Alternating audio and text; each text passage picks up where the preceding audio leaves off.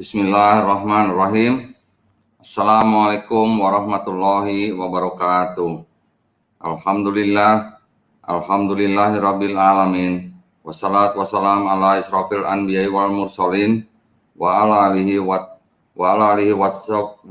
washabihi ajmain amma ba'du.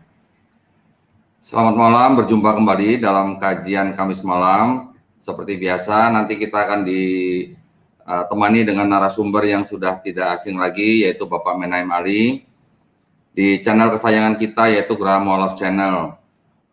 Ya, seperti biasa, Kamis malam, nanti akan ada kajian-kajian yang sangat ilmiah dan akademis yang akan disampaikan oleh Pak Menaim Ali. Nah, untuk malam ini, topik yang akan kita bahas yaitu kristenisasi terselubung gereja murtadin. Ya, apa itu? Nanti kita akan simak paparan dari Pak Ali. Sebelumnya, saya mungkin ingin memberikan pesan atau himbauan bagi para pemirsa setia Graham Wolof Channel yang ingin menyisihkan rezekinya sebagai zakat, infak, sodako, dan wakaf, bisa menyalurkan ke rekening Yayasan Pembina Mu'alaf at-Tauhid di Bank Mandiri Syariah, nomor rekening 451 11 88 88 99 95, dan kirimkan bukti transfer Anda ke nomor 0812 3280 2080. Baik, tanpa memperpanjang waktu, saya akan segera menampilkan Bapak Menaim Ali. Assalamualaikum Pak Ali. Waalaikumsalam warahmatullahi wabarakatuh. Gimana kabar Sehat, Ali, ya? Pak Donditan? Alhamdulillah sehat Pak Ali. Selalu sehat, insya Allah. Ya. Tahun baru kemana Pak? Ya, enggak kemana-mana. Nggak kemana-mana, kajian aja Pak ya? Ya, kajian saja. Alhamdulillah. Dan juga turun hujan sekarang. Oh ya. Pak Ali, ini kenapa nih Pak Ali? Mungkin Pak Ali bisa kasih pengantar sedikit. Mengapa Pak Ali mengangkat topik kristenisasi terselubung gereja murtadin, Pak Ali? Ya, ini tema yang cukup membuat kita bertanya-tanya. Dan siapapun, apapun agamanya, terutama yang Muslim maupun Nasrani, juga akan merasakan ada aura yang aneh di sini. Kenapa disebut gereja murtadin? Apakah istilah ini dimunculkan dari pihak Muslim? Saya kira tidak. Karena kalau kita melihat fenomena yang muncul di dunia maya, terutama di YouTube, kita sudah menyaksikan sendiri ada seseorang, saya sebut namanya saja, dengan nama populer Saifuddin Ibrahim. Beliau secara langsung dan bahkan secara vulgar menyebutkan istilah gereja murtadin. Akan dibentuk gereja murtadin. Artinya ini merupakan sebuah wacana yang tentu saja harus dibaca secara arif sebagai seorang Muslim. Kenapa muncul istilah gereja murtadin? Dan apakah istilah itu sangat tepat dalam konteks Indonesiaan kita? Apakah nanti juga berpengaruh dalam konteks studi lintas agama, bahkan kerukunan umat beragama? Dan saya kira itu sangat bernuansa tidak nyaman di kita. Maka saya berharap ini akan bisa dijelaskan dalam forum saat ini. Maka saya mengangkat tema kristenisasi terselubung gereja murtadin. Dan ada video yang bisa nanti disimak oleh semuanya. Jadi ini bukan merupakan sebuah fitnahan atau sebuah propaganda, tapi ini merupakan fakta real yang kita baca dari sisi sosiologis. Kan dari sisi konteks budaya ini amat penting bagi kita semua, mau yang Muslim ataupun yang non-Muslim. Saya kira itu Pak Dendia. Ya, Pak Ali, terima kasih Pak. Nanti kita akan simak kajian Pak Ali ya. Tapi gini Pak Ali, sebelum Pak Ali mulai nih Pak, Oh iya, saya lupa. Saya ada ketitipan salam Pak Ali dari fansnya Pak Ali ini. Dari Surabaya juga Pak. Jadi dari Surabaya nitip salam ke orang di Jakarta, balik lagi ke Surabaya gitu. Dari Iya, Mas iya, Wisnu iya. Pak di Surabaya Pak, titip salam buat Pak Ali Pak. Tiap Kamis Oh, malam iya, iya. kajian kita gitu Pak ya. Pak Ali, mohon maaf sebelum Pak Ali mulai materi utama pada malam hari ini. 2 minggu lalu kita ada kajian yang berjudul Natal Isa Al-Masih Perspektif Quran gitu ya Pak Ali, masih ingat ya? Oh, iya, betul. Betul. Ah, gini Pak, boleh nggak Pak Ali terangkan sedikit saja Pak mengenai kajian kita yang di 2 minggu lalu? Ada tuduhan atau klaim gitu ya Pak ya, bahwa Quran ada kesalahan gitu Pak. Kesalahannya yaitu di ayat yang Pak Ali sebutkan pada waktu kajian itu, di surah Maryam ayat 33, itu katanya bertentangan dengan surat An-Nisa 157 Pak Ali. Boleh Pak, sebentar aja diberikan klarifikasi Pak. Oh, iya, iya. Kalau surah Maryam, surah yang ke-19, ayat yang ke-33, memang itu kaitannya merujuk pada ini, eh, damai sejahtera atas kelahiran Kristus, kelahiran Yesus, kemudian damai sejahtera eh, yang berkaitan dengan, kalau bahasa Latin, dengan sebutan Natal, Ya, kelahirannya itu. Nah, coba kita cek dulu ya di dalam surah 19 ya. Surah ya, 19 ayat 33 itu kita bisa konfirmasi kesamaan redaksinya dengan Maryam surah ke-19 ayat yang ke-15. Kita mulai dari ya, yang ke-33 dulu. Ayat yang ya, ke-33 itu dikatakan, wassalamu alayya yauma wulidtu wa yauma amutu wa yauma ub'atsu hayya. Wassalamu, dan damai sejahtera, alayya, atasku, yauma wulidtu, pada hari aku telah dilahirkan. Wa yauma amutu, dan pada hari aku akan mati. Wa yauma ub'atsu hayya, dan pada hari aku dibangkitkan hidup kembali. Ini redaksi Quran merujuk pada figur Isa ibnu Maryam menggunakan 3 fase kata yang dipakai. hmm, Pertama kata wulitu, kedua kata amutu, ketiga kata ub'atsu. Ayat ini tidak boleh dibaca secara terpenggal-penggal dari konteks ayat-ayat sebelumnya. Karena figur yang hampir sezaman dengan beliau, yakni Yahya putra Zakaria, itu juga dijelaskan pada ayat yang ke-15 dengan pola 3 fase yang sama. Kita cek ya ayat yang ke-15. Disebutkan ya, wasalamun alaihi, dan damai sejahtera atasnya. Pada siapa ini yang dimaksud figurnya? Kepada Yahya putra Zakaria. Jadi wasalamun alaihi, dan damai sejahtera atasnya. Yauma wulida, pada hari dia dilahirkan. Wa yauma yamutu, pada hari dia akan mati. Wa yauma yub'atsu hayya, dan pada hari dia akan dibangkitkan hidup kembali. Jadi, secara redaksional, ayat ini ada kemiripan dengan ayat yang ke-33, merujuk pada 2 figur yang berbeda, tetapi hidup ya, pada zaman yang sama, yakni Yahya dan Isa ibnu Maryam. ya, Sama-sama menggunakan 3 pola, 3 fase, fase kelahiran, fase kematian, dan fase kebangkitan. Nah, masalahnya, kalau kita cermati pada ayat 15 dan ayat ke-33, kita ambil yang bagian awal dan bagian akhir. Maksudnya fase pertama dan fase yang ketiga. Fase yang pertama berkaitan dengan damai sejahtera pada saat dia telah dilahirkan. Jadi Isa telah dilahirkan, Yohanes juga telah dilahirkan, atau Yahya telah dilahirkan. Fase yang ketiga dikatakan yub'atsu hayya, merujuk pada Yahya, wa yauma yub'atsu hayya, dan pada hari dia akan dibangkitkan hidup kembali. Dan ayat yang ke-33 menyebutkan wa yauma ub'atsu hayya, dan pada hari aku akan dibangkitkan hidup kembali. Masalahnya, apakah Yahya sudah dibangkitkan dari kematian?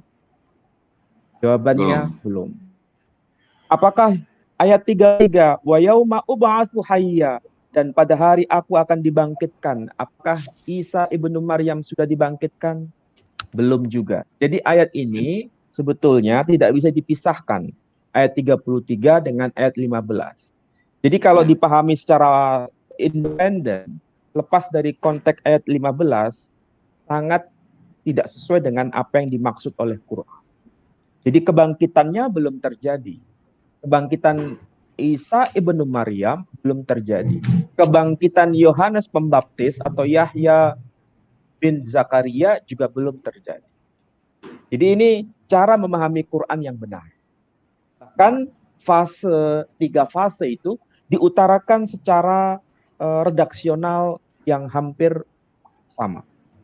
Jadi sekali lagi, ayat 33 surah Maryam, surah yang ke-19, ini mengkonfirmasi keberadaan tiga fase dari Isa ibnu Maryam.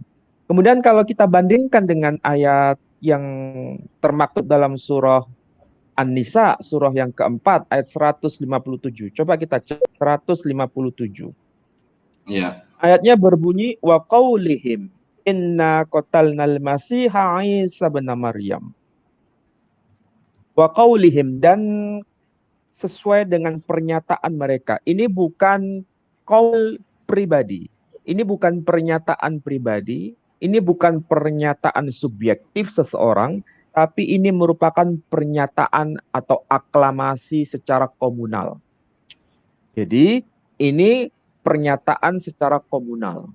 Pernyataan secara komunal ini kemudian menjadi sebuah keyakinan kolektif. Dan keyakinan kolektif ini terdokumentasi dalam satu kitab yang disebut kitab Talmud Bavli. Jadi dalam kitab Talmud Bavli versi Yahudi menyebutkan memang mereka mendokumentasikan telah membunuh. Siapa itu? Al-Masih Isa putra Maryam. Jadi wa qaulihim, dan mereka berkata, inna qatalna, kami sesungguhnya telah membunuh Al-Masih. Kami telah membunuh Al-Masih. Persoalannya di sini bukan menunjukkan bahwa mereka sepakat bahwa dia dianggap sebagai Al-Masih yang benar, tidak, tapi menganggap sebagai Al-Masih yang salah, Al-Masih yang palsu. Makanya mereka berkeyakinan telah membunuh Al-Masih yang palsu itu. Ini bahasa satir sebetulnya.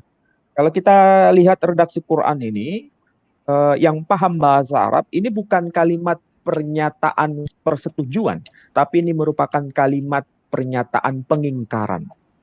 Itulah sebabnya mereka berkata, wa qaulihim inna qatalna al-Masih, qatalna al-Masih, kami sesungguhnya telah membunuh Al-Masih. Siapa Al-Masih di sini yang dimaksud?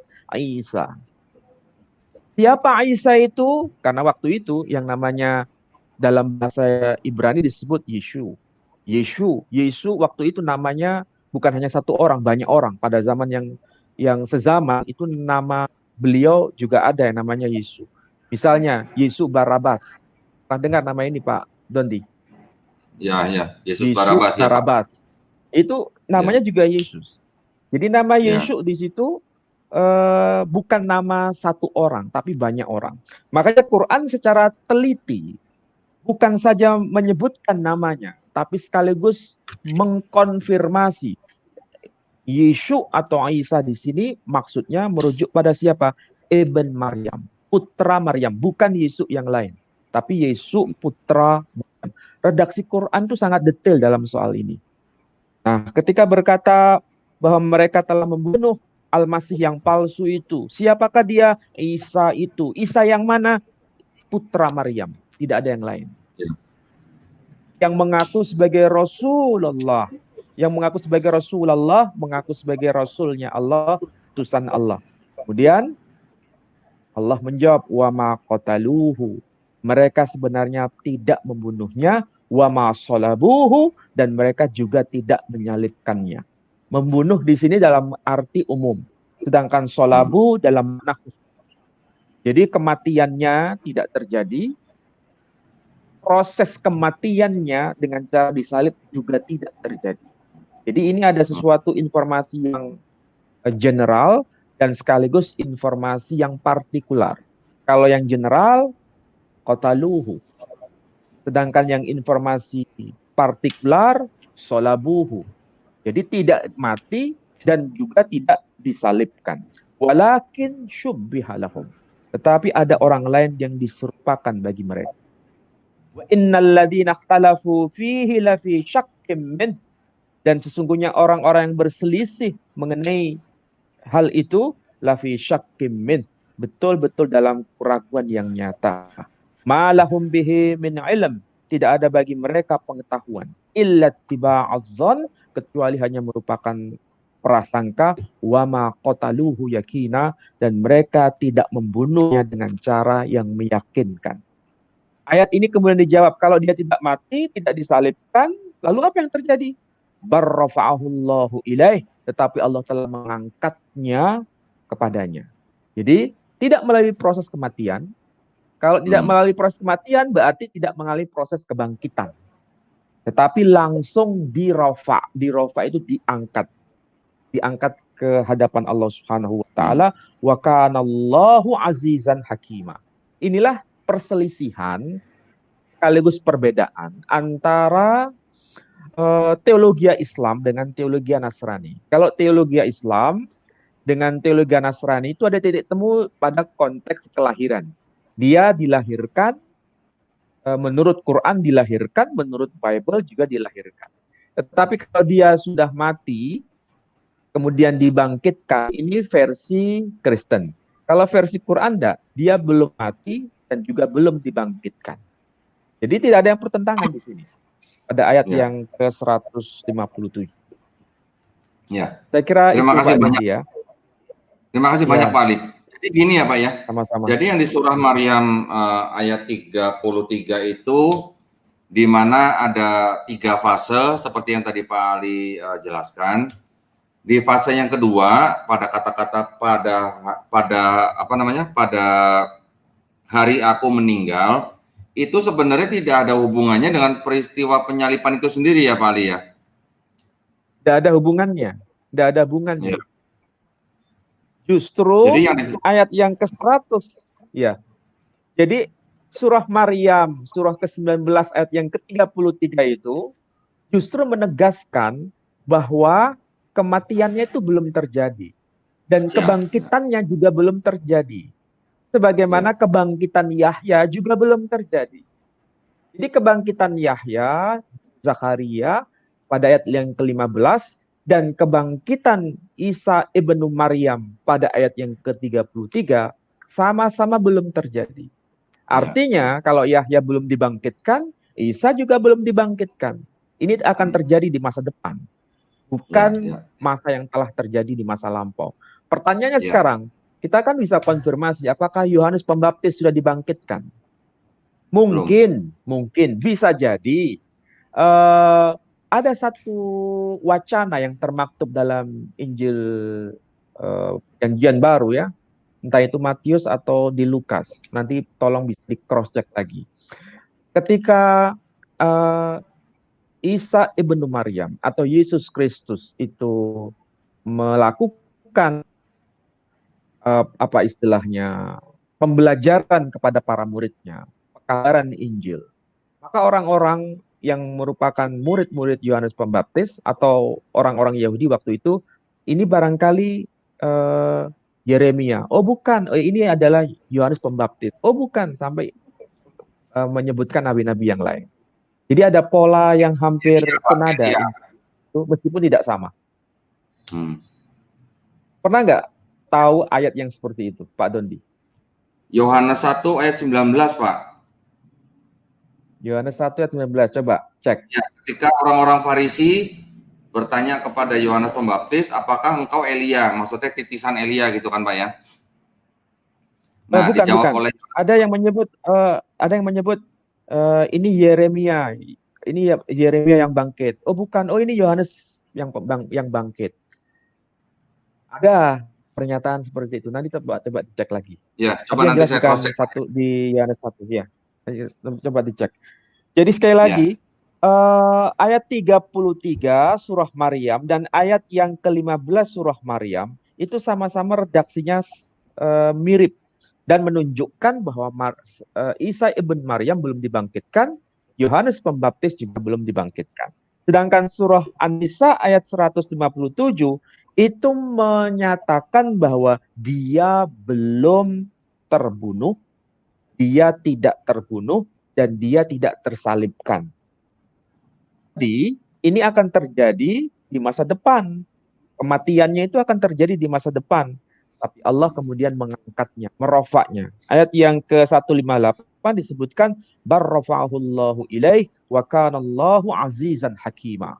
Dan bal rafa'ahullah, tetapi Allah telah merofaknya, telah mengangkatnya ilaih kepadanya, wa kanallah, dan adalah Allah azizan hakima, maha aziz, maha perkasa, hakima, dan maha hakim. iya. Jadi Pak Ali tadi tidak ada Pak Ali bilang, pertentangan di sini. yang tadi Pak Ali bilang Yohanes Pembaptis disebut Yeremia itu di Matius 16 ayat 14, Pak. Nah, coba dibaca, coba dibaca. Ya, saya bacakan Pak ya, jawab mereka. Ya. Ada yang mengatakan Yohanes Pembaptis, ada juga yang mengatakan Elia, dan ada pula yang mengatakan Yeremia, atau salah seorang dari para nabi. Begitu Pak yang dikatakan, Pak. Nah, ini sebagai sebuah latar sebetulnya. Jadi di dalam tradisi Yahudi, ada sebagian kelompok manusia pada zaman itu yang menyatakan bahwa Yohanes telah bangkit. Dan mereka tahu Yohanes sudah meninggal, sudah mati, dihukum mati oleh penguasa waktu itu, oleh Herodes waktu itu, dan dipenggal kepalanya. Berarti mereka tahu Yohanes sudah meninggal. Tapi kemudian mereka berkata, ini barangkali Yohanes yang sudah meninggal, atau Yeremia yang sudah meninggal, atau nabi-nabi yang lain yang sudah meninggal. Padahal di situ yang dimaksud adalah Yesus Kristus sendiri. Ya. Tapi apakah keyakinan itu betul? Tidak. Ini hanya merupakan wacana pada masa itu. Jadi Yohanes sudah meninggal waktu itu, sudah meninggal, tapi belum dibangkitkan. Menurut Quran belum dibangkitkan. Sebagian orang Yahudi waktu itu menganggap Yohanes sudah dibangkitkan. Wujudnya pada diri Yesus Kristus waktu itu. Ya, baik. Terima kasih banyak Pak Ali. Jadi kesimpulannya adalah di surah Maryam ayat 33 dan surah An-Nisa 157 itu tidak ada korelasinya, begitu ya Pak ya. Pada kata-kata tidak ada hubungannya. pada hari aku meninggal itu adalah kejadian yang akan terjadi di masa depan gitu Pak ya. Tidak ada hubungannya dengan tuduhan bahwa atau pernyataan bahwa mereka tidak membunuhnya dan juga tidak menyalibnya, begitu ya Pak Ali ya. Iya. Baik, terima kasih banyak Pak nih. Waduh, mohon maaf Pak, sampai 20 menit lebih ini. Baik, kalau begitu kita bisa lanjut lagi Pak dengan materi utama malam ini mengenai kristenisasi terselubung gereja murtadin Pak. Silakan Pak Ali, bisa dimulai Pak. Ya, baik saudara-saudara, sebagaimana pengantar awal yang tadi saya sampaikan, ini bukan merupakan sebuah wacana yang dilontarkan oleh pihak Muslim, tapi memang sudah digagas oleh Saifuddin Ibrahim sendiri dengan sebutan gereja murtadin. Bahkan Junaidi Salat pun juga memberikan informasi kepada kita melalui dunia maya dengan cara keagamaan yang disebut Natal Rahmatan lil Alamin. Judulnya menarik itu, Natal Rahmatan lil Alamin. Saya kira semua pasti paham apa maksudnya Natal Rahmatan lil Alamin. Kalau yang kita dengar selama ini itu sebetulnya merupakan wacana Islam. Dan di Indonesia saya kira akrab dengan itu. Islam sebagai rahmatan lil alamin itu sering muncul. Dan istilah itu sebetulnya berakar dari Quran sendiri yang diadopsi dari ayat yang berbunyi wa ma arsalnaka illa rahmatan lil alamin. Dan tidaklah aku utus engkau, di sini yang dimaksud adalah khataman nabiyyin Muhammad sallallahu alaihi wasallam. Wa ma arsalnaka, dan tidaklah aku telah utus engkau illa kecuali rahmatan lil alamin, kecuali sebagai rahmat bagi seluruh alam. Konteks ayat ini merujuk pada khataman nabiyyin Muhammad sallallahu alaihi wasallam. Dan kita tahu tafsir-tafsir semua tidak ada yang berselisih paham mengenai ayat ini. Jadi tafsir At-Tabari menjelaskan bahwa itu merujuk pada nabi yang terakhir. Tafsir Al-Qurtubi juga seperti itu. Tafsir Ibnu Katsir juga seperti itu. Kemudian tafsir Ad-Durrul Mansur fit Tafsir bil Ma'thur, tulisan Al-Imam Jalaluddin As-Suyuti juga menyebutkan itu. Tafsir Muqatil bin Sulaiman juga menyebutkan hal itu. Semua tafsir dari kalangan salafus saleh sampai yang kalangan modern, sampai yang liberal sekalipun, saya harus sebutkan itu, sampai yang liberal sekalipun, tidak pernah menyebutkan bahwa ayat yang berbunyi wama arsalnaka illa rahmatan lil alamin itu merujuk kepada nabi-nabi yang lain. Tapi justru merujuk pada nabi yang spesial, yakni khataman nabiyyin, penutup para nabi yang bernama Muhammad sallallahu alaihi wasallam. Dhamir ka di situ wama arsalnaka, dan tidaklah aku utus, telah utus engkau, engkau di situ merujuk pada person yang tunggal. Dialah yang bernama khataman nabiyyin Muhammad sallallahu alaihi wasallam. Jadi ini wacana yang sudah familiar di kalangan muslim dan di kalangan ahli tafsir. Tiba-tiba ada wacana yang disebut Natal rahmatan lil alamin. Kira-kira kalau sudah ada wacana seperti itu, ada pergeseran makna tidak? Jawaban saya, ada pergeseran makna. Natal di sini yang dimaksud merujuk kepada siapa? Rahmatal alamin itu sebetulnya wacana Islami atau non-Islam. Dan kalau kita lihat videonya, barangkali apa yang saya katakan ini bisa nyambung dengan video itu, Pak. Tolong bisa ditayangkan supaya nanti Siapa? para pemirsa bisa paham.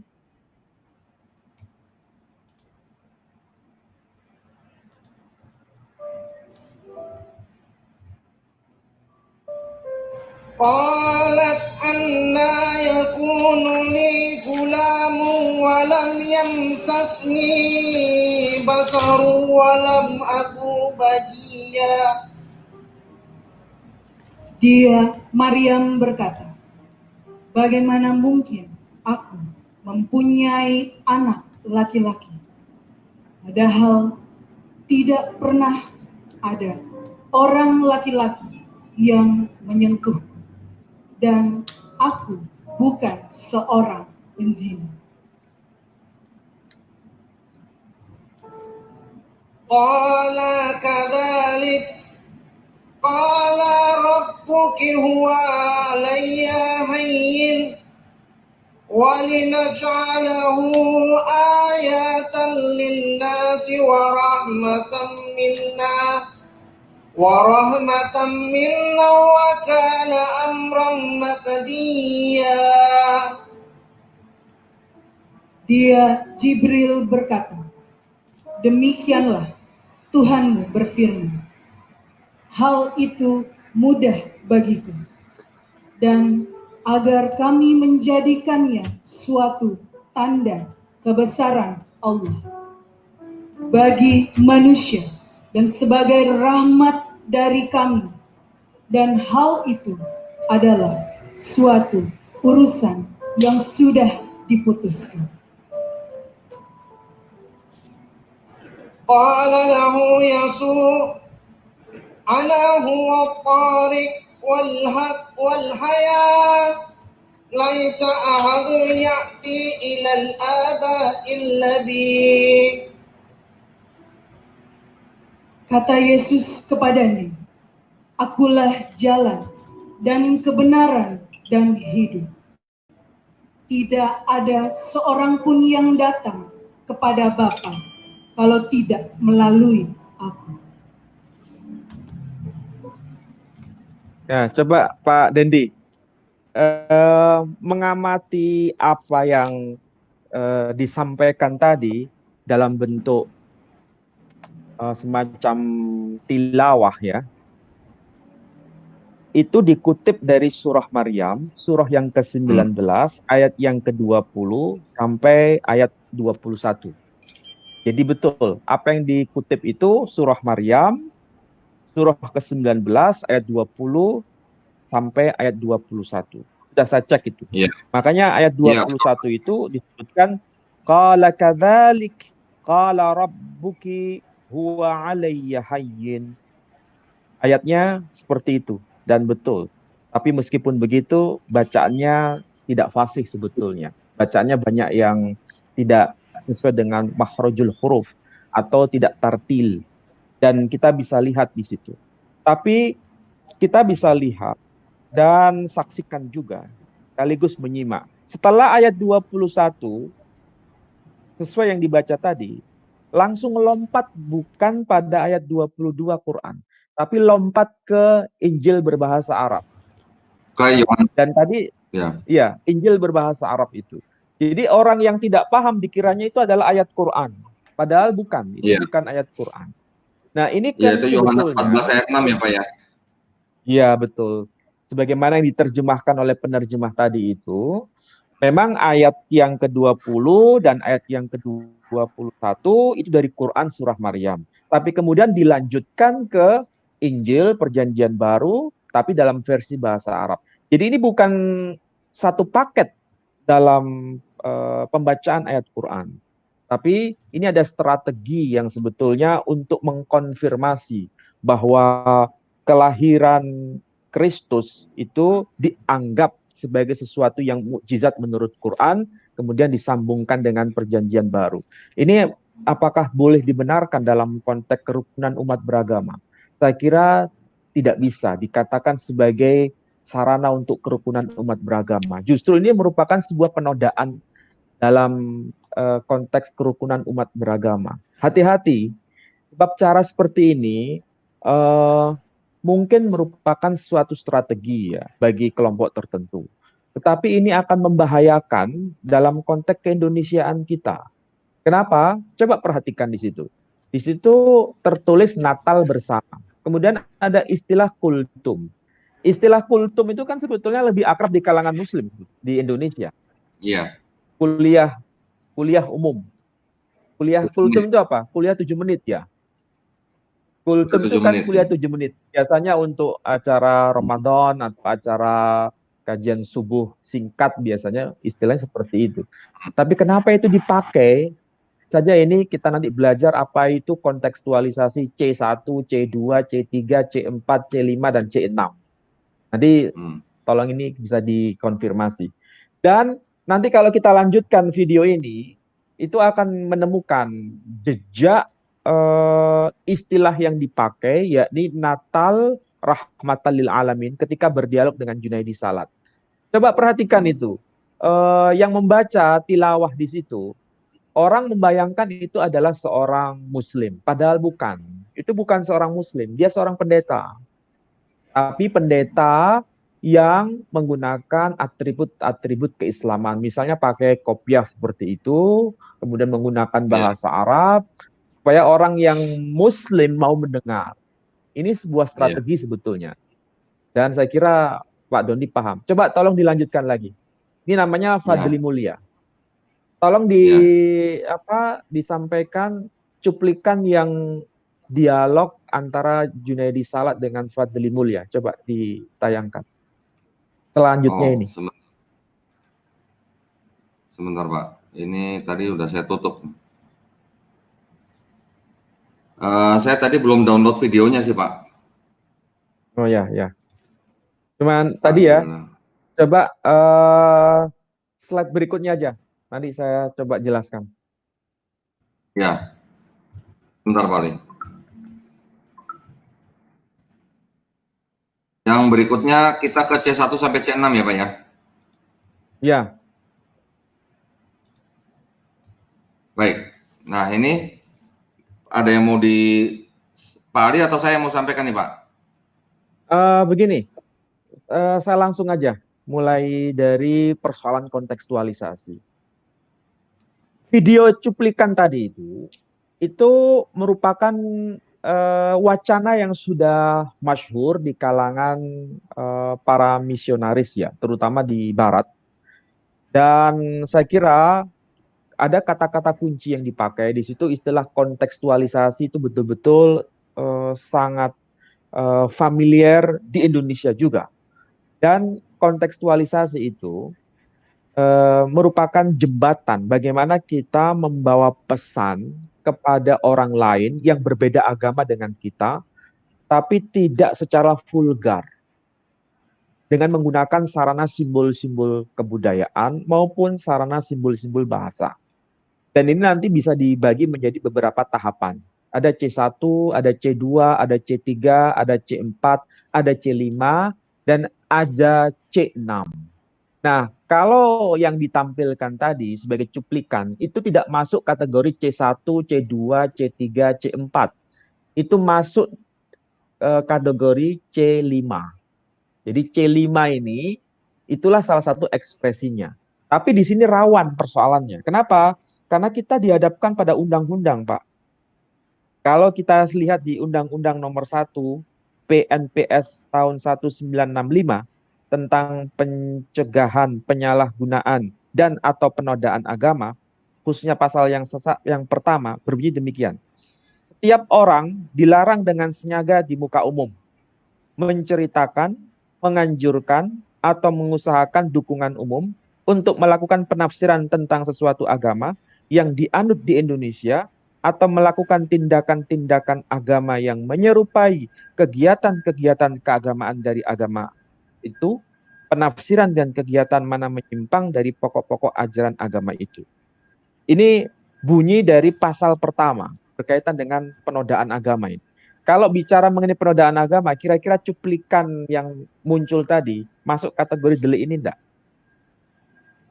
Karena mencampur adukkan di situ antara pembacaan Quran dan nyambung ke pembacaan Bible dalam rangka untuk menyampaikan pesan. Dan itu menggunakan simbol-simbol Islam di situ yang dipakai. Apalagi kalau kita lanjutkan cuplikannya secara tuntas itu pakai istilah Natal rahmatan lil alamin.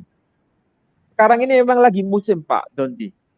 Kita Muslim ini di Indonesia akrab dengan nuzulul Quran.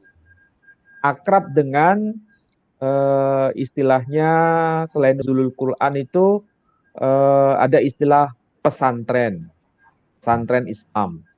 Kalau nuzulul Quran, sekarang di antara orang-orang Nasrani juga pakai istilah nuzulul masih. Kalau kita nuzulul Quran, mereka pakai istilah nuzulul masih. Kita ada ahlus sunnah wal jamaah, mereka pakai istilah ahlul kanisah wal jamaah. Ini sesuatu yang menarik di Indonesia. Kenapa kok ada ahlul kanisah wal jamaah? Padahal itu kan tidak pernah ada dalam dokumen kekristenan. Tapi di Indonesia kok bisa muncul istilah ahlul kanisah wal jamaah. Kira-kira Pak Dondi paham nggak dengan istilah itu? Kalau ahlu sunnah wal jamaah paham, itu idiom versi Islam. Tapi kalau ahlul kanisah wal jamaah, itu nggak pernah ada dalam dokumen Kristen. Adanya di Indonesia, itu kontekstualisasi sebetulnya. Ahlul kanisah. Kanisah itu kan gereja. Wal jamaah. Jamaah. Ini aneh, sesuatu istilah yang aneh.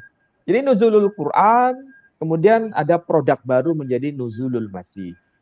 Kemudian ada lagi Lailatul Qadar, mereka ada istilah Lailatul Qudus. Ini kalau begini, kira-kira masuk C mana ini? C4 atau C5 atau C6? Ini masuk C5. C5 ya. Mungkin Pak Dendi bisa jelaskan sebagai narasi global. Kira-kira C1 itu sederhananya seperti apa? Kalau nanti saya akan jelaskan yang C5 dan C6. Ini saya pakai bahasa saya sendiri nih Pak ya. Yang saya tulis ini adalah bahasa saya sendiri nih Pak. Nah, sebenarnya kalau di C1 itu adalah mereka membangun gereja dengan kondisi-kondisi sebagai berikut, yaitu kalau yang disebut dengan C1 itu adalah mereka membangun tradisional dengan menggunakan bahasa luar, artinya dengan bahasa asli daripada misionaris itu sendiri. Kemudian C2, mereka menggunakan dengan bahasa lokal atau bahasa muslim setempat. C3 itu selain dengan bahasa lokal, mereka juga menerima dengan budaya setempat. Nah, di C4 ini mereka mulai menerima tradisi daripada Muslim setempat.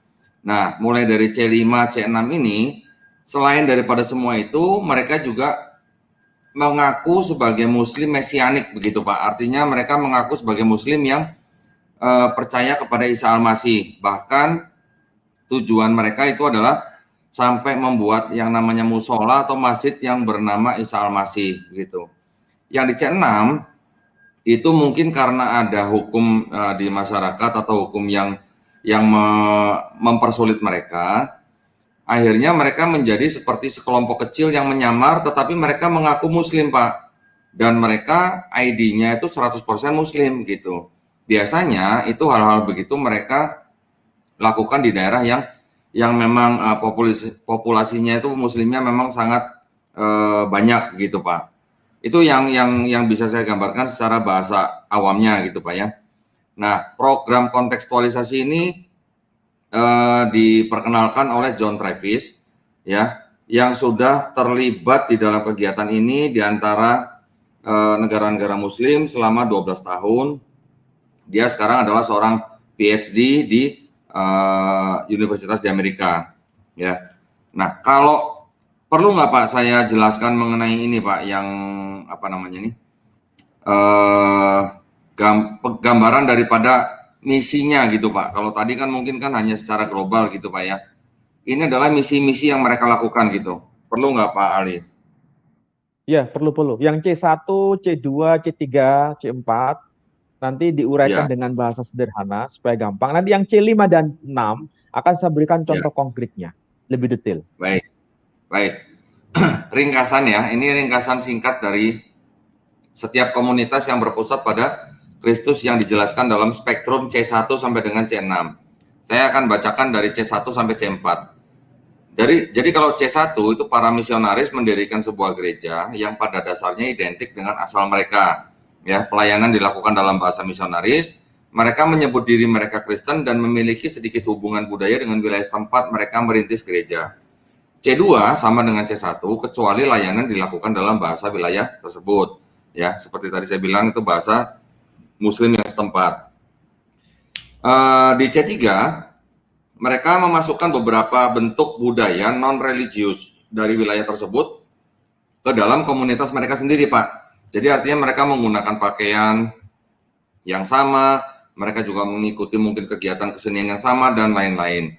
Tetapi mereka masih menolak unsur-unsur agama yang murni dari Islam.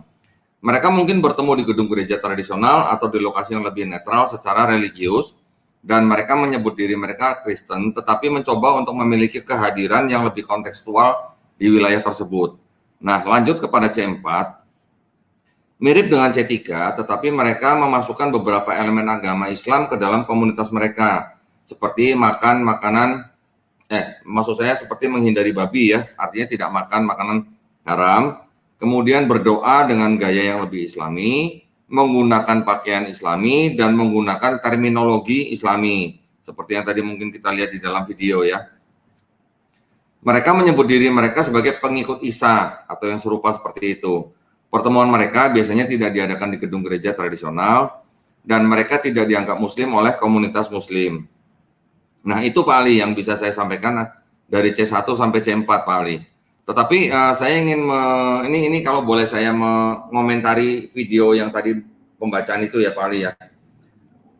Saya melihat videonya miris Pak. Ayat Quran dibacakan di samping pohon paganisme gitu Pak.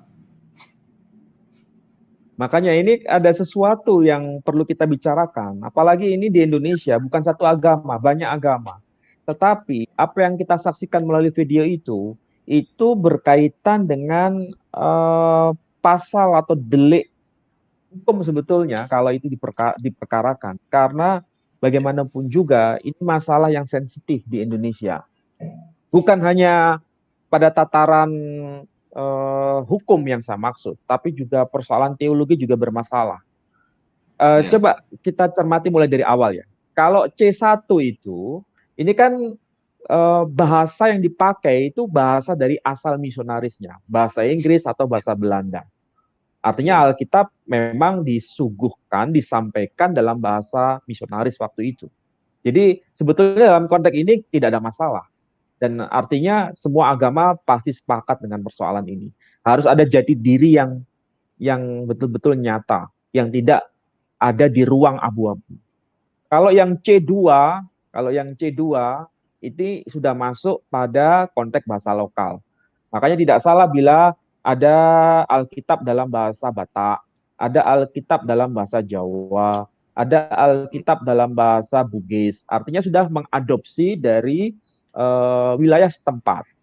Terutama kalau basis Muslim, ya mereka menggunakan bahasa mayoritas Muslim di situ.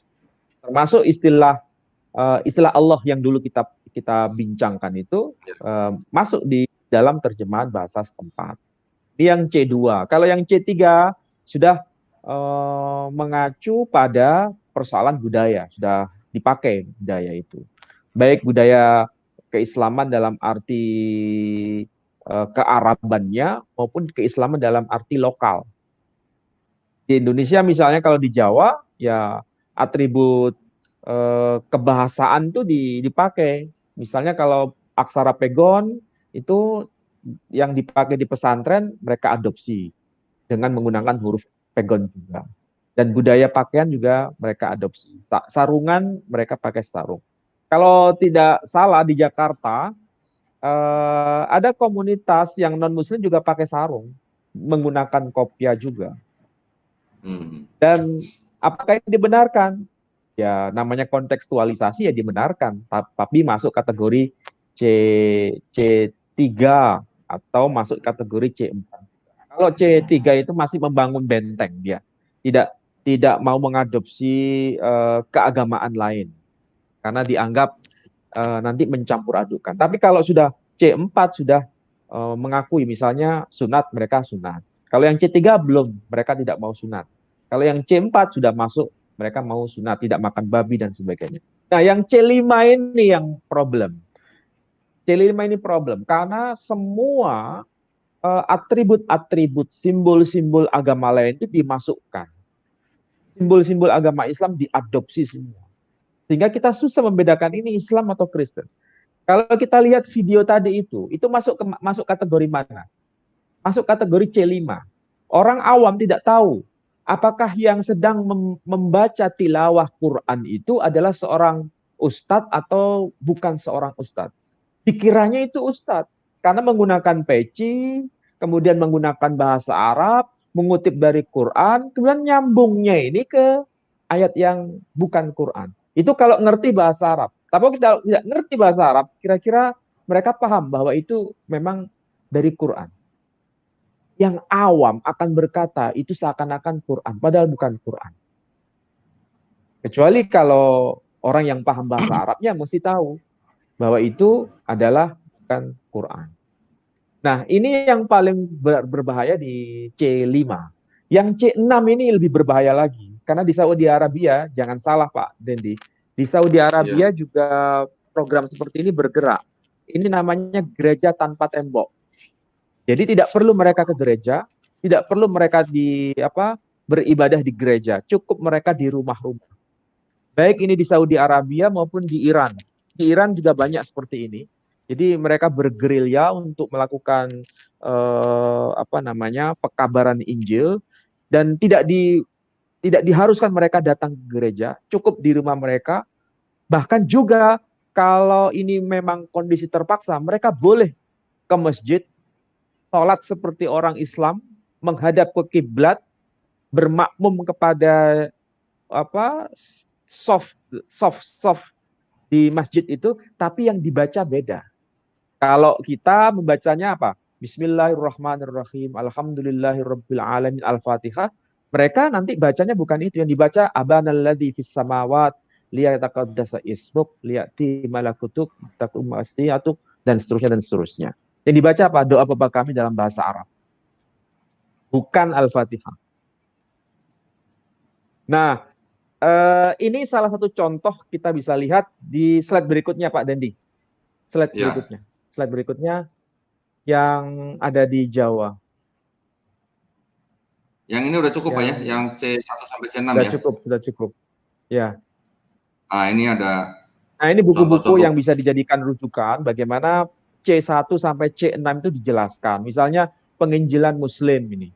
Nah, penginjilan Muslim coba perhatikan itu. Itu gambar masjid di lokasi masjid yang di dalam ya. Tapi Ya, di situ mengandung informasi bahwa mereka boleh melakukan sholat seperti kita, menghadap kiblat seperti kita, bergerak tumak ninahnya seperti kita, sholat gerakan-gerakannya seperti kita, tapi yang dibaca bukan bacaan Islam, yang dibaca adalah Alkitab versi bahasa Arabnya. Dan ini kalau sudah masuk dalam C6, kita susah membedakan ini Muslim atau bukan Muslim. Saya pun tidak bisa mengidentifikasi. Karena apa? Ini sangat privasi. Kecuali kalau kita sudah komunikasi, dialog, baru akan ketemu. Oh, ini Muslim atau bukan. Karena mereka berada di masjid kita, sholat di masjid kita, dan menggunakan bacaan-bacaan bahasa Arab. Kalau ngerti bahasa Arab enak, kalau nggak ngerti bahasa Arab kita nggak tahu. Yang dibaca itu Al-Quran atau hadis atau Alkitab bahasa Arab. Kita nggak tahu. iya. Ini Jadi sudah niat level banget tingkat tinggi. Oh, bukan niat banget. Ini betul-betul sudah masif. Di Pakistan terjadi seperti ini. Di Pakistan. Di Iran juga terjadi seperti ini. Di Afghanistan terjadi seperti ini. Di Saudi Arabia, terutama di kota Jeddah, ada yang seperti ini. Dan ketahuan Tapi bahwa dia laku bukan ya Pak ya? Muslim. Kenapa? Kalau di Eropa malah udah nggak laku ya Pak ya? Kalau di Eropa nggak laku. Ini hanya berlaku di kalangan mayoritas Muslim. Jadi kalau Ya. kalangan mayoritas Muslim, karena sangat begitu ketat, kalau masuk agama lain itu kan sangat kentara. Maka supaya Ya. tidak terlalu kelihatan, maka tetap beribadah seperti Muslim, tidak makan babi, menunaikan sholat 5 waktu. Tetapi yang dibaca bukan bacaan sebagaimana yang kita baca. Ya, saya contohkan tadi misalnya Al-Fatihah diganti dengan Abana, Bapa kami. Jadi doa Bapa kami dalam versi bahasa Arab itu yang dibaca. Nah, kalau sudah seperti ini masuk delik hukum enggak kalau dalam konteks bahasa Indonesia? Dalam konteks negara Indonesia? Masuk delik hukum.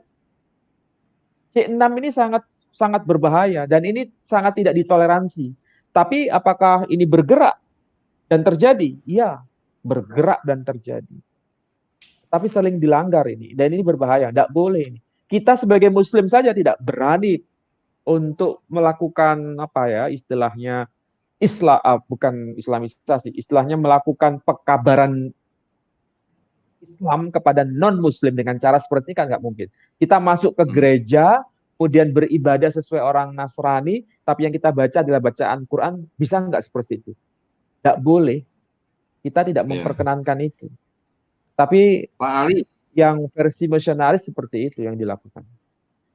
ya Pak Ali, apakah ini yang bisa disebut sebagai cerdik seperti ular gitu Pak? Kalau di ayatnya memang ada sih. Jadilah engkau iya, istilahnya cerdik seperti ular dan tulus seperti merpati. Ya Pak? Ya, saya mengatakan begini bukan dari tafsiran saya, Pak Dandi ya. Sekali lagi, saya menyatakan begini bukan tafsiran saya. Ayat itu dipakai sebagai legitimasi dalam hal penginjilan C5 dan C6. Jadi untuk melegitimasi kontekstualisasi C5 dan C6, itu ayat itu dipakai sebagai referensi.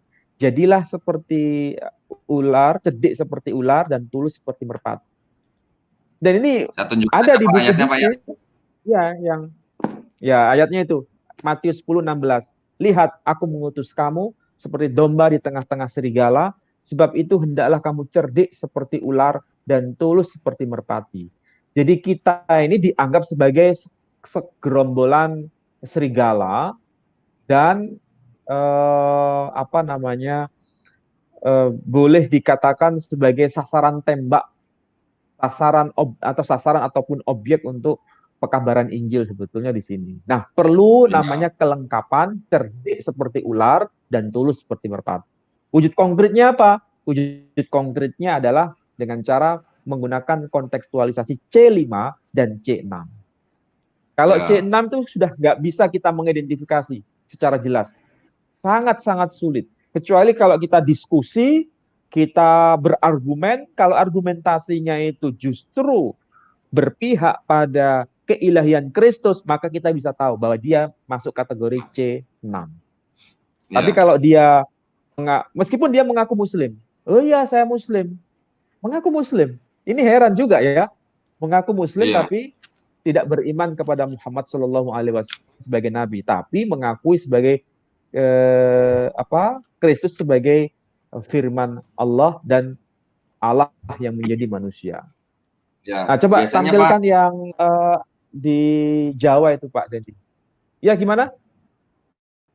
biasanya nanti di gereja mereka atau yang mereka sebut biasanya gereja Isa Al-Masih itu nanti mereka yang tampilkan ini Pak. Oh iya betul, itu masuk kategori C5. Ini sudah upaya C5. C5 ini. Nah, Bahkan Pak Dondi kan sudah tahu itu terbitan Lembaga Alkitab Indonesia ya. Tetapi ya.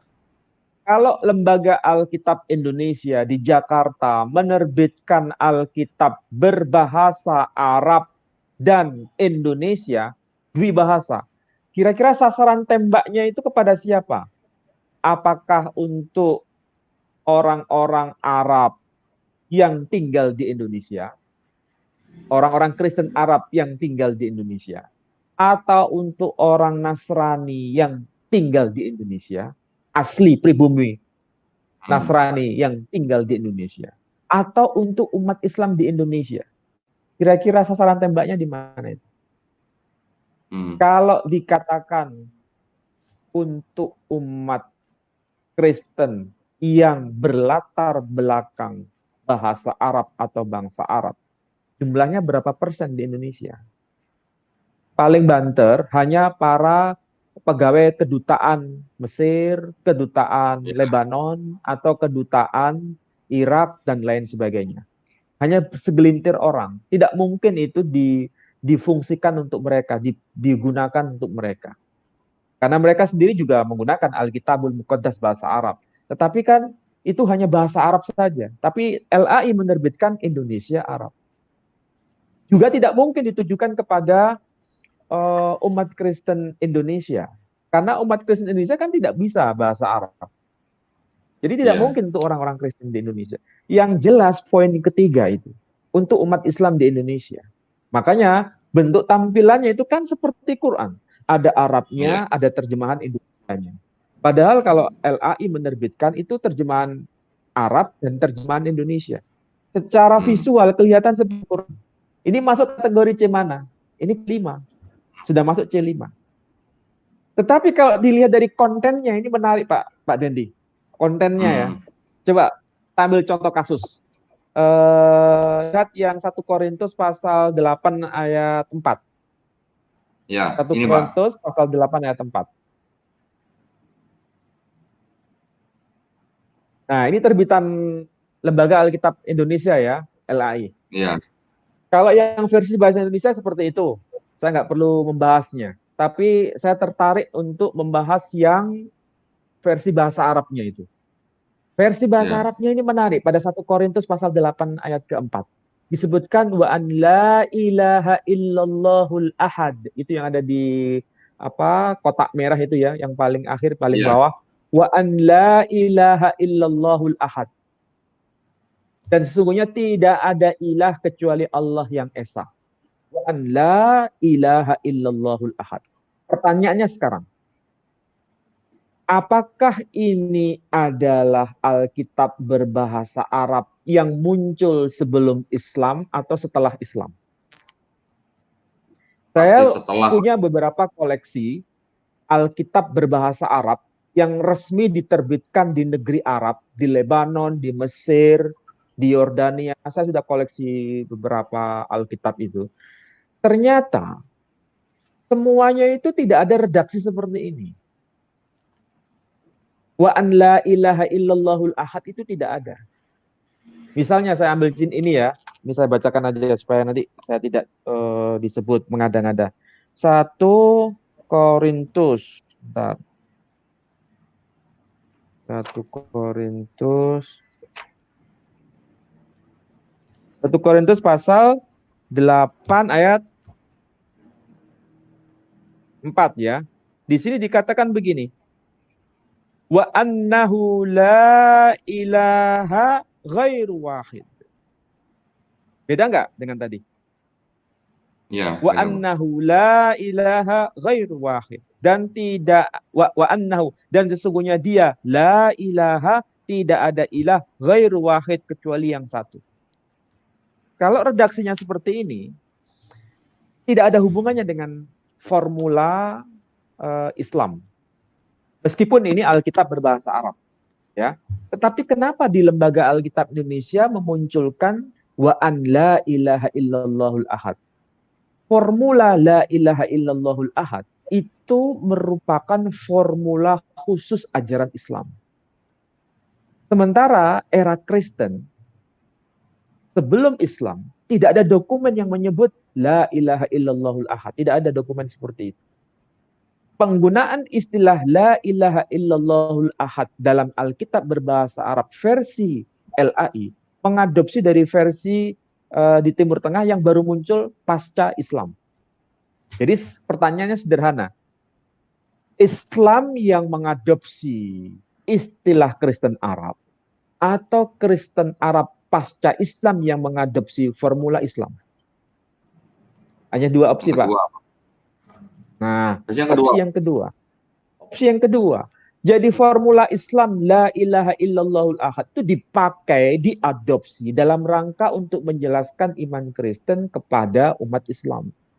Makanya muncul Alkitabul Muqaddas pakai redaksi seperti itu. Nah, yang menarik di Indonesia, ini kalau bahasa kita ini dimanipulasi. Seakan-akan begini. Bahasa sederhananya begini. Frase la ilaha illallah dalam tradisi Islam, apalagi di dalam Al-Quran, itu sebetulnya mengadopsi dari tradisi Kristen. Buktinya Alkitab berbahasa Arab Kristen itu ada la ilaha illallah. Jadi umat Islam itu hanya mengadopsi. Pernah nggak mendengar pernyataan seperti ini, Pak Dandi? Jadi sesuatu yang sebetulnya Islam yang memberikan formula la ilaha illallahul ahad, kemudian malah disebut sebagai Islam yang mengadopsi formula Kristen Arab. Ini kan tidak jujur sebetulnya. Kalau kita lihat dari aspek kajian teks, kajian manuskripnya, formula la ilaha illallahul ahad dalam tradisi Kristen itu baru muncul setelah Islam. Bukan muncul pra-Islam. Jadi hati-hati dalam persoalan ini. Memang bahasa yang dipakai sama, formula teologisnya berbeda. Ini di kalangan Arab sudah terjadi, Pak Dendi, seperti ini. Makanya saya tunjukkan buku yang ada di slide itu, buku ini. The Arabian Mission Story in Search of Abraham's Other Son. Ya. Dan fakta yang terjadi seperti yang diterbitkan oleh LAI itu merupakan sebuah bukti bahwa ini memang betul-betul terjadi di Timur Tengah. Mereka pakai formula la ilaha illallah, formula Islam, diadopsi dalam rangka untuk menyebarkan Injil. Dan itu menggunakan formula yang sama, termaktub di 1 Korintus pasal 8 ayat keempat versi Alkitabul Muqaddas berbahasa Arab itu. Nah, yang versi di Jawa ada juga. Nah, coba tolong di slide berikutnya, Pak Dendi. Ya, Pak. Yang pakai tembang syahadat tuh, tembang syahadat. Nah, ini kita bisa baca dari karya akademis sebetulnya. Penulisnya seorang Kristen, namanya Jans Aritonang.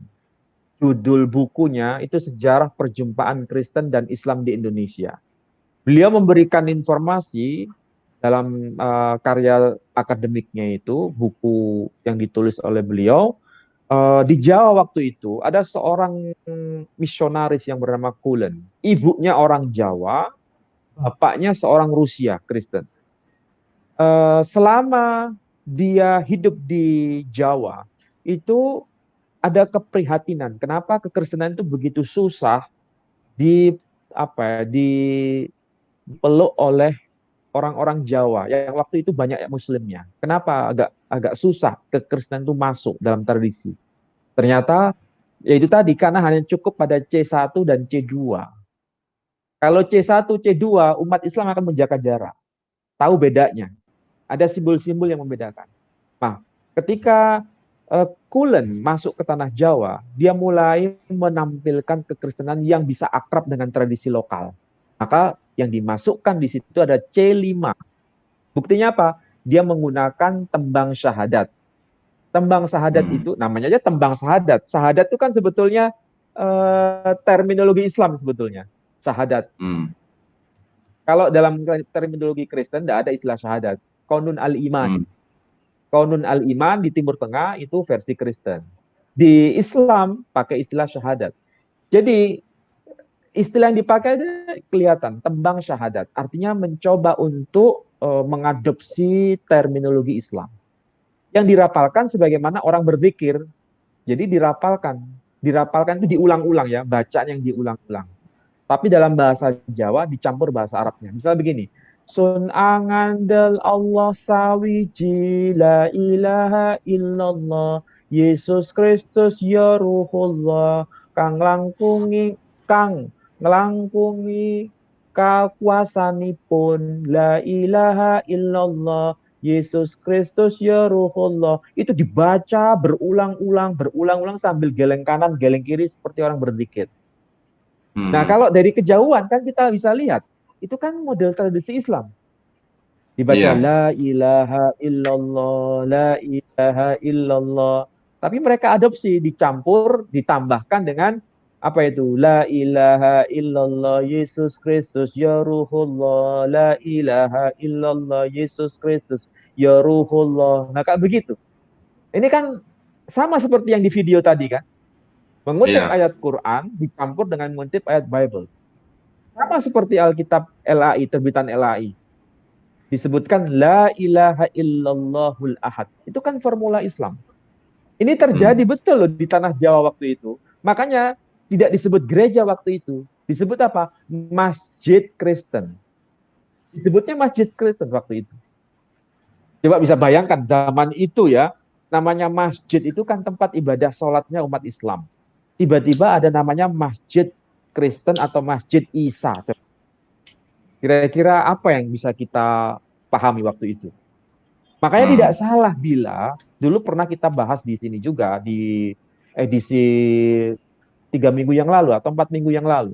Ketika saya tunjukkan ada Alkitab Perjanjian Baru yang diterjemahkan oleh Klinkert waktu itu, bahasanya pakai ejaan Van Ovotion. Itu kalau versi yang terbaru kan istilahnya rumah ibadat. Kalau versi yang Klinkert itu disebutkan Yesus Kristus masuk ke dalam masjid. Kan ada begitu. Masih ingat Pak? Jadi Yesus Kristus masuk ke dalam masjid. Bagaimana mungkin Yesus Kristus masuk ke dalam masjid? Pada masa itu, karena yang populer istilah masjid itu tempat ibadah bagi umat Islam. Nah, ketika kekristenan masuk ke tanah Jawa, maka istilah masjid dipakai. Bukan hanya masjid, istilah Ka'bah pun juga dipakai. Nah, di tanah Jawa konsep ini disebut namanya kontekstualisasi, kategorinya C5 itu. Sudah masuk C5. Jadi kalau sudah C5 itu harus dipahami sudah mengadopsi istilah-istilah Islam yang dipakai, istilah Quran yang dipakai. Malah di Madura juga sama.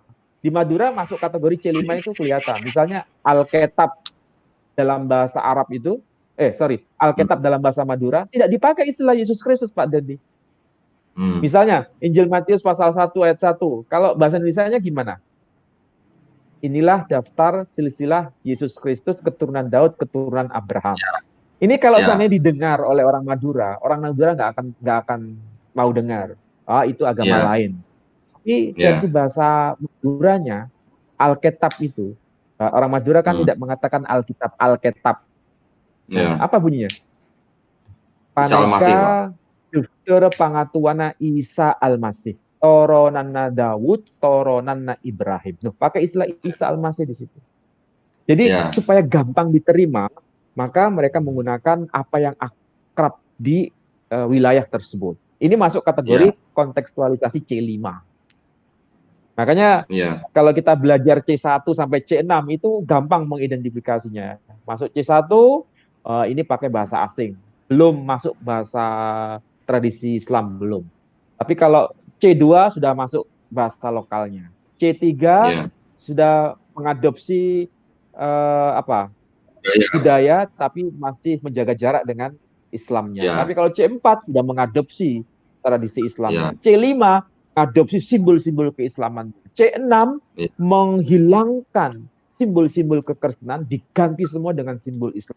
Tapi intinya berkaitan dengan kekristenan. Nah, ini C6 paling susah untuk mengidentifikasi. Kira-kira penjelasan saya bisa dipahami, Pak Dendia? Ya Pak, sangat jelas dan gamblang nih Pak. Makanya gimana ya? Sebenarnya motivasinya apa ya Pak ya? Ini kan memang agama misi ya Pak ya. Jadi agama misi itu yang dicari apa gitu? Apa perpuluhan gitu Pak yang dicari ya Pak ya? Kalau Islam sebetulnya agama misi juga. Bahkan Hindu agama misi juga. Hindu itu agama misi. Kristen agama misi. Islam agama misi. Tapi yang saya tahu Hindu dan Islam itu masih bisa masih bisa menjaga marwah. Identitas kehinduannya tidak hilang. Begitu juga identitas keislaman tidak hilang. Coba bayangkan, misalnya kita mau menyampaikan Islam kepada non-Muslim, kita kan tidak boleh menghilangkan jati diri keislaman kita, kan tidak boleh. Sampai itu menyamar-menyamar ajaran yang sudah fix. Tidak boleh menyamar-menyamar, tidak boleh. Tapi kalau kekristenan mengambil sikap yang berbeda, bahkan mengaku sebagai Muslim, bahkan sholat seperti Muslim, menghadap kiblat seperti Muslim, berpuasa seperti Muslim, bahkan berhaji pun bisa seperti Muslim, seperti Snok Hurhonya. Snok Hurhonya itu sampai pada level C6. Oh iya. Pernah dengar nama Hurhonya? Dulu kita pernah tahu sejarah Indonesia kita, daerah yang susah ditaklukkan itu Aceh. Maka muncul tokoh yang bernama Hurhonya, mengganti namanya menjadi Abdurrahman atau siapa ya, lupa saya. Namanya diganti. Kemudian dia juga melakukan jihad. Tapi cara yang dia lakukan adalah penyebaran bukan Islam ini. Nah, ini masuk kategori C6, itu susah kita mengidentifikasi. Kalau C5 agak gampang. C5 agak gampang. Masih membangun pagar. Tapi kalau C6 itu sudah bukan membangun pagar, meruntuhkan tembok pemisah antara agama itu betul-betul hilang. Bahkan dikatakan sebagai gereja tanpa tembok.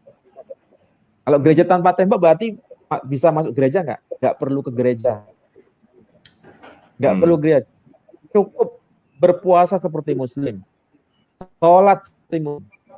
Puasa seperti Muslim. Tapi yang dibaca adalah Isa Al-Masih dalam bahasa Arabnya. Jadi yang disebut Isa Al-Masih bukan Yesus Kristus. Nah Pak, gini Pak, yang saya heran gini Pak. Kalau di Kristen itu kan ada bilang sunat rohani ya Pak ya. Istilahnya sunat rohani gitu Pak ya. Dari perjanjian lama memang sudah ada ya kan. Di perjanjian baru juga sudah ada. Nah, kok nggak ada perpuluhan rohani gitu ya Pak ya? Nggak tahu itu ya, bukan urusan saya itu. Tapi yang jelas ya, kalau kita membaca teks perjanjian baru sama surat-surat Paulus, itu kan seorang yang sudah mengikut Kristus, maka sunat itu tidak berguna baginya. Jadi nggak perlu sunat lagi. Tapi masalahnya dalam kontekstualisasi yang C5 itu, mereka tetap melakukan sunat itu, meskipun melanggar perjanjian baru sendiri. Sekali lagi, demi yang lain bisa ikut. Ini kan sesuatu yang aneh menurut saya. Iya. Padahal kan perpuluhan itu kan sebenarnya untuk suku bangsa Lewi ya Pak ya. Puluhan ya untuk bangsa Lewi, tapi kan bisa ditafsirkan sesuai dengan yang direkam. Saya nggak boleh menghakimi lah, itu bukan urusan saya masalahnya. Iya, Tapi kalau ya sudah enggak, saya cuma menyangkut lucu aja gitu Pak. menyangkut Iya. Tapi kalau sudah menyangkut mengenai marwah umat Islam di Indonesia, saya harus bicara. Jadi Ya, sekali ini harus diketahui oleh para ulama, terutama MUI harus paham betul mengenai ya, kontekstualisasi C1, C2, C3, C4, C5, C6. Itu mereka harus belajar itu. Sebab kalau ya, tidak mereka nggak tahu. Jadi sekali lagi ini seruan kepada Majelis Ulama Indonesia di pusat dan di ya, daerah. Tolong pelajari kontekstualisasi C1, C2, C3, C4, C5, C6. Karena ini betul-betul terjadi dan marak sekarang di Indonesia. Dan korbannya banyak sekali. Jadi nggak boleh kita hanya diam-diam saja. Jadi ini sekaligus pembelajaran bagi para ulama, jangan hanya berkutat pada persoalan fikih saja. Tapi tolong deh, urusi umat ini. Karena umat banyak jadi korban. Mudah-mudahan Geraha ya, Mu'alaf ini menjadi pilar dalam rangka untuk menjelaskan persoalan tersebut. Kalau C1 saya kira MUI paham dan kita pun paham karena ada batas-batas mana agama A, mana agama B, mana agama Kristen dan agama Islam. Tahu batasnya. C2 juga tahu batasnya. Karena masing-masing kitab suci kan diterjemahkan dalam bahasa daerah. Ada Quran bahasa Madura, ada Alkitab bahasa Madura. Enggak apa-apa. Itu sebagai saling take and give sajalah. Tapi ya, kalau dalam C3, C4, C5, C6, nah ini harus betul-betul diwaspadai. Karena ini sudah merusak kerukunan umat beragama. Apalagi yang level C6 ini sudah fatal sudah. C5 aja sudah fatal, apalagi C6. Kalau yang di YouTube tadi kategorinya bukan C6 itu sudah C5. C5 C5 ya. itu. C5 itu. Ya, betul, Pak. Ya, Saya jadi kira miris itu, Pak ya. Pak Dendi ya. Ya, ya, maksud saya Bukan jadi miris mirisnya lagi, gini ini Pak. harus ya. Ya, maksudnya gini, apa namanya ya? Kita dituduh mengemis-mengemis gitu ya. Tetapi mereka yang menggunakan ayat-ayat Quran langsung disambung dengan Yohanes 14 ayat 6 gitu. Itu kok yang nggak malu gitu ya Pak ya? Ya, konteksnya bukan studi lintas agama ya. Itu mencukup ayat tapi di luar konteks. Bahkan mengesankan ada pencampur adukan. Misalnya begini Iya. ya Pak Dendi ya, kita harus akui bahwa karena ini masyarakatnya sangat beragam di Indonesia ini, agama juga beragam, saling belajar agama lain itu nggak ada masalah, saling belajar itu. Artinya saling belajar dalam konteks kerukunan umat beragama. Jadi boleh saja seorang Muslim itu mengutip kitab suci agama lain, tapi pengutipannya itu betul-betul sesuai dengan konteks. Nah, kalau yang dicontohkan tadi kan tidak sesuai dengan konteks. Iya. Membaca Quran, tiba-tiba langsung baca Alkitab, seakan-akan itu menjadi satu narasi besar. Padahal beda konteksnya. Ini kan orang awam jadi kebingungan, ini baca Quran atau dibaca apa ini? Kalau Ya, ayat 20, begitu. 21 Quran. Ayat selanjutnya bukan Quran. Iya kan? Iya, itu. Maksudnya biar dikira nyambung gitu, Pak. Iya, dikiranya padahal ya tidak bisa disambungkan membeda kitab suci. Ya kan? Ya. Baik, Pak, ada lagi, Pak, yang mau disampaikan? Saya kira itu dulu yang saya sampaikan. Kalau misalnya ada yang tanya, ada nggak yang running text barangkali ada yang mau tanya? Belum. Ada yang Tapi gini, tanya Pak, di chat. saya mungkin mau sampaikan kepada pemirsa, ya. Jadi apa yang kami sampaikan pada malam hari ini adalah sebuah isu yang bukan rahasia umum gitu ya. Kalau mau rajin buka Google aja itu yang namanya C1, C6 tuh banyak di internet ya Pak ya. Mungkin kalau di Ya. website bahasa Indonesia mungkin sedikit atau mungkin bahkan tidak ada. Tapi kalau cari yang bahasa Inggris banyak sekali. Nah, dan itu memang ditujukan untuk daerah-daerah atau negara-negara Muslim ya khususnya. Dan lebih spesialnya lagi itu adalah di daerah-daerah yang menjadi remote area gitu atau daerah terpencil begitu. Nah itu memang adalah misi yang dilakukan memang untuk tujuannya adalah memberitakan Bible itu gitu ya, atau menyebarkan kekristenan begitu. Ya.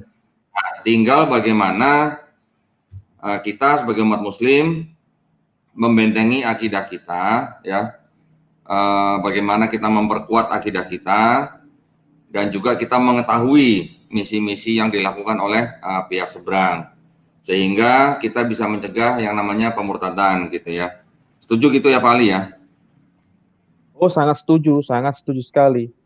Ini coba Pak Dendi, kalau saya mau suguhkan kepada para pemirsa, sebaiknya kalau punya rezeki bisa beli buku ini. Communicating Christ Cross-Culturally.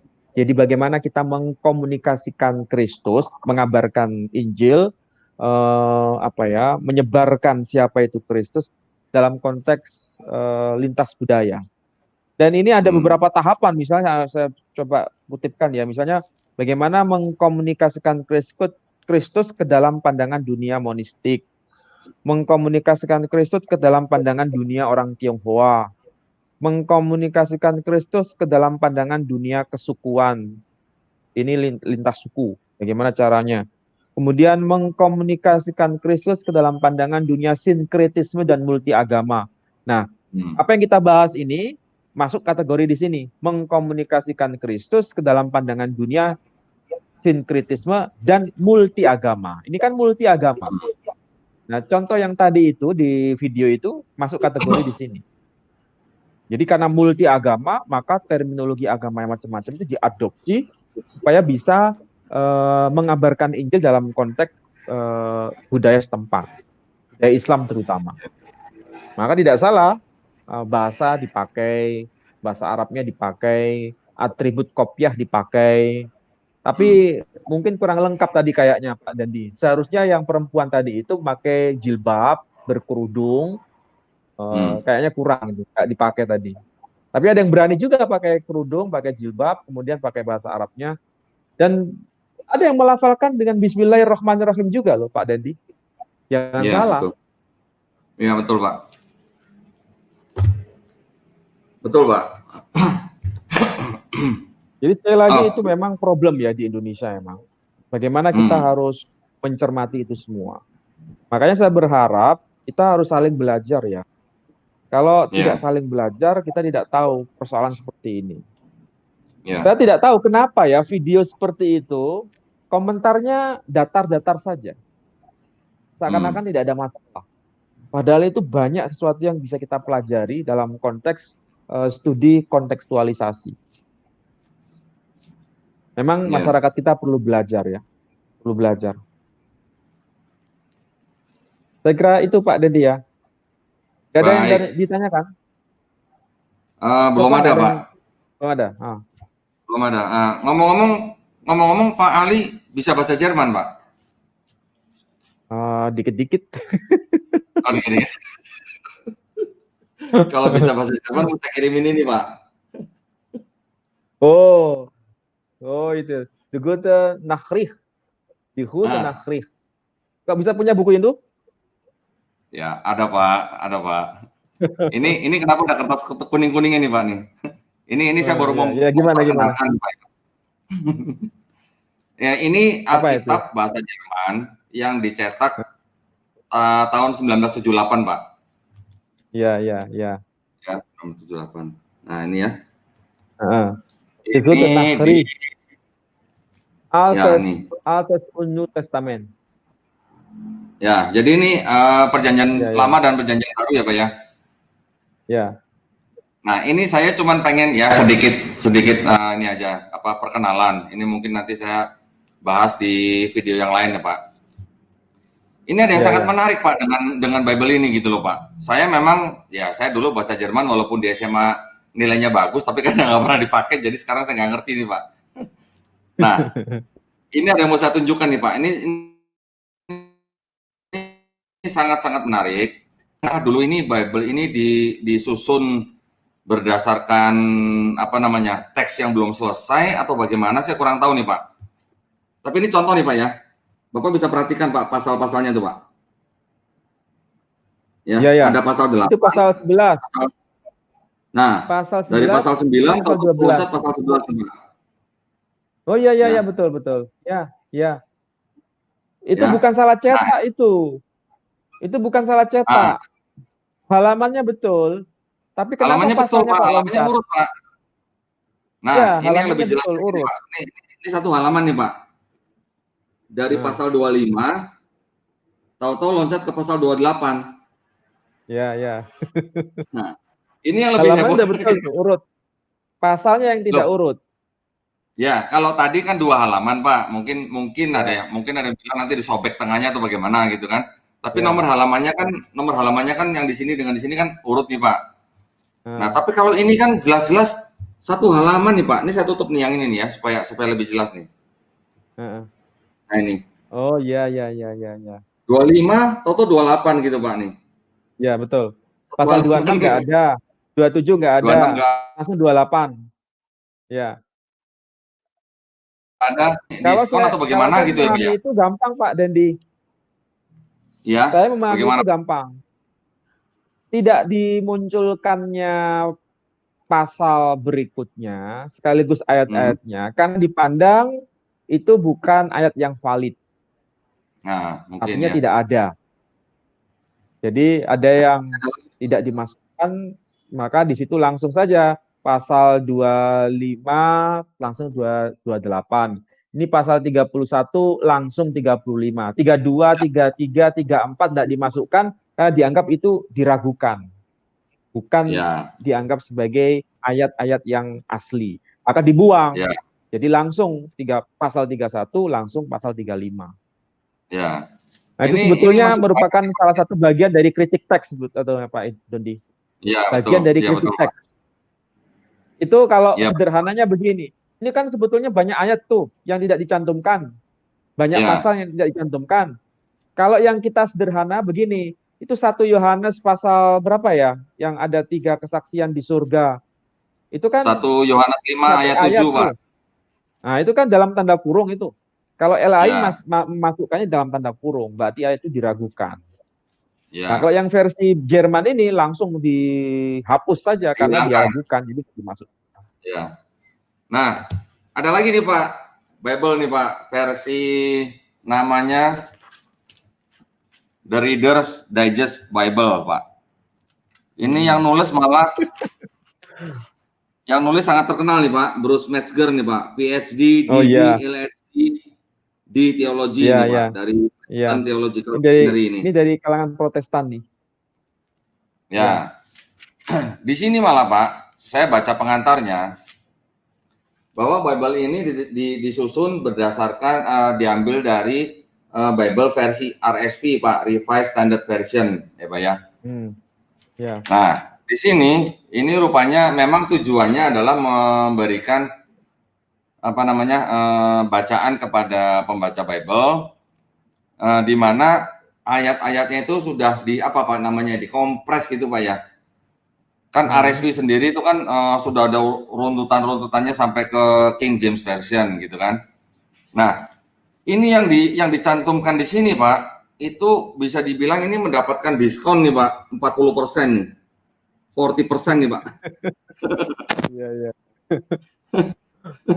Ya Pak ya. Nah, enggak, saya bilang Matahari Debt Store aja ngasih diskon 30%, ini 40% loh Pak. Ya, ini ya memang tipis. Kita didiskon tadi 40%. Itu. Ya, nah, itu sih hanya hampir kebanyakan